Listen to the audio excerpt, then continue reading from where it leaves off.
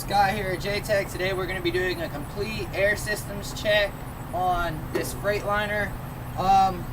Before we actually start building up air pressure or anything, you just want to make sure you got your wheels chalked, and we're going to start out at 0 PSI, which I've already got it to 0 PSI. So the first thing we're going to do is check all the lines in the hoses and just make sure they're all here and not cracked or damaged in any way. So they look good. Next, we're just going to do just an all-around inspection of the vehicle. We got our air tanks up in there. So now we're going to get in the car and get some air pressure in this thing. First thing we're going to do is at 0 PSI, both tanks are. We're going to crank it up.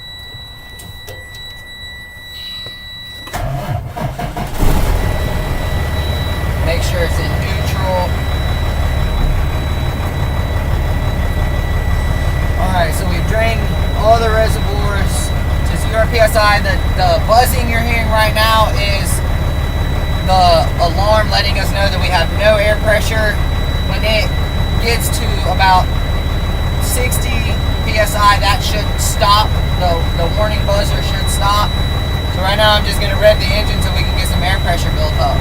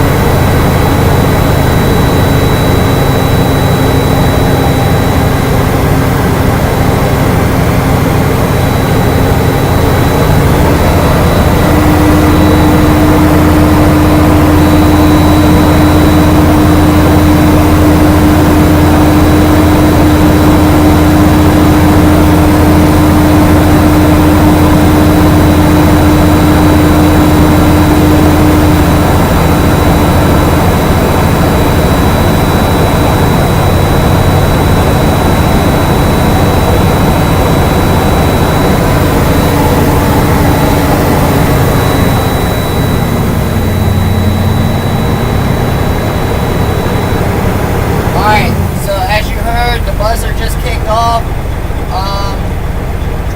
It's at 60 PSI, so we're gonna get it. We're gonna go ahead and take it all the way up, and then the AC, the air compressor should cut off between 125 and 135 PSI. So we're gonna get into that and see if we can hear the compressor cut off. You might not be able to hear it cut off because we're inside the vehicle, but any more than that, and it's too much. And all my low pressure warning lights went off. There's no lights on. We have air pressure, and it's still building up.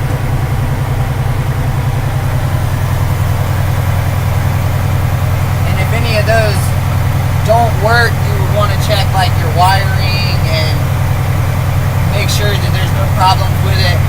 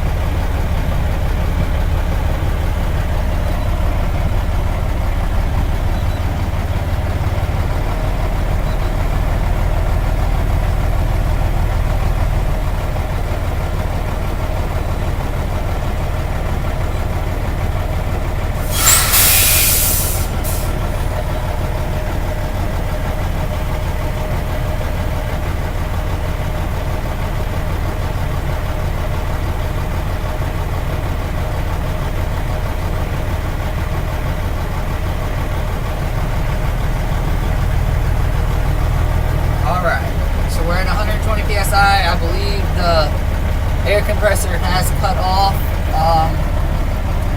So right now, what we're gonna do is we want to check the build-up time, how long it takes to get from 60 psi to 100 psi. It should take around 40 seconds. So right now I'm just gonna hit the brakes and we're gonna let the pressure go down to 60, and then we'll build up again, and it should be at between 100 and 125 psi in like 40 seconds.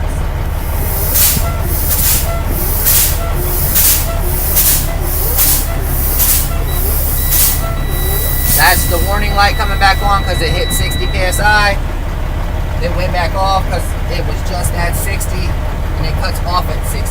So we're gonna high idle it and see how long it takes to get back up. Timing it now.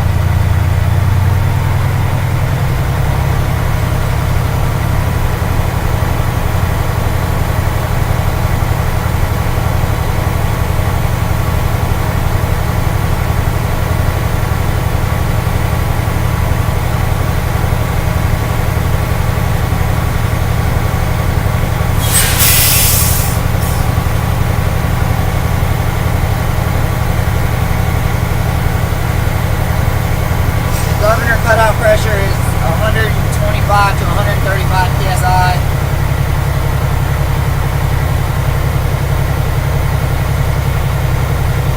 Alright, it's been about 40 seconds, so and it is back up to about 110, 115 psi. Hold for a second. Alright, so now we're going to do a leak down test, which pretty much means I'm going to release the parking brake. You want to make sure the trailer, we don't have a trailer hooked up, so we don't need to do that. You just want to make sure it's in neutral. We've already got the built up pressure. The pressure's at 120 psi right now. So what we're going to do is we're going to release this, and then we're going to see how much pressure drops in a minute. You should not lose more than 4 psi in that 2 minutes. So we're just going to go ahead and push, and I'll start the timer.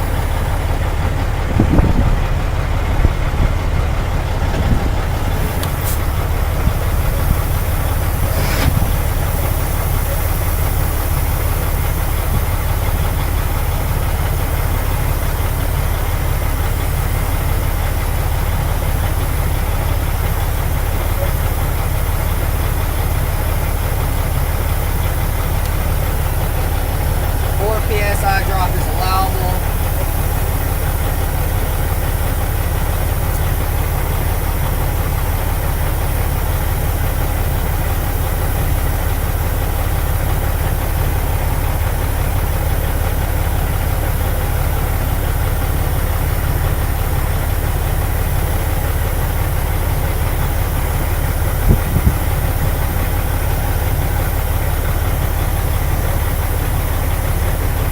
About 30 seconds, we've dropped probably 1 psi.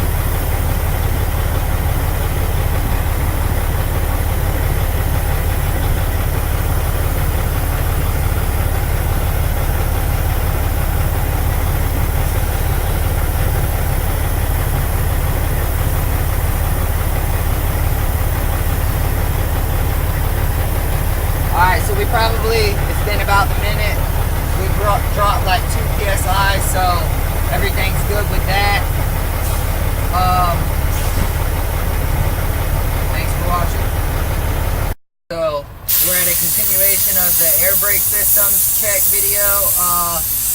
So I've built the pressure to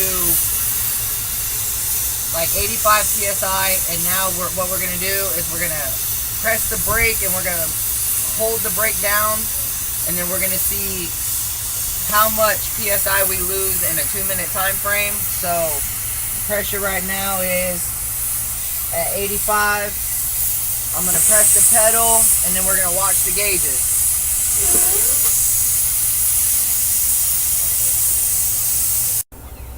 Alright, so what you want to do is you want to release the parking brake and then hold the pedal for 2 minutes, and we'll see how much pressure we lose.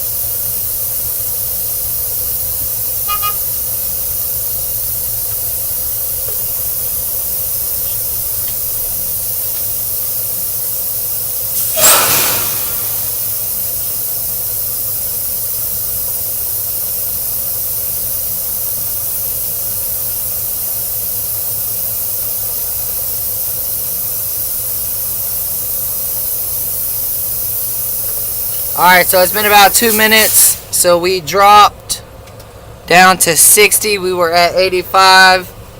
So it lost 15 psi over that 2 minute time span. And remember, if there's excessive leakage in the service side of the pneumatic system, one or more of the following devices could be causing the problem.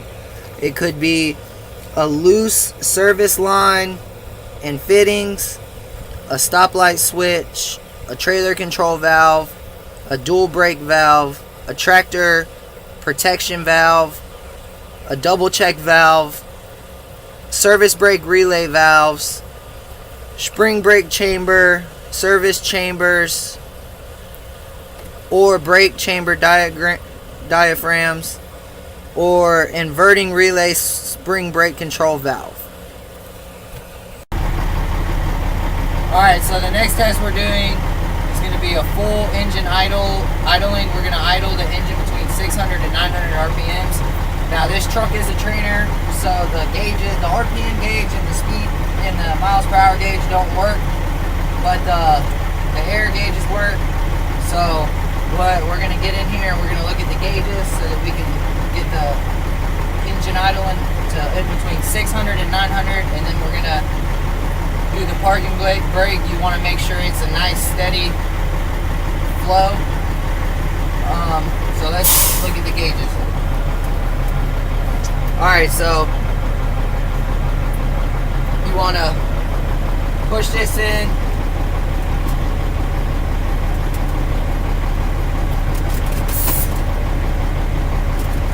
So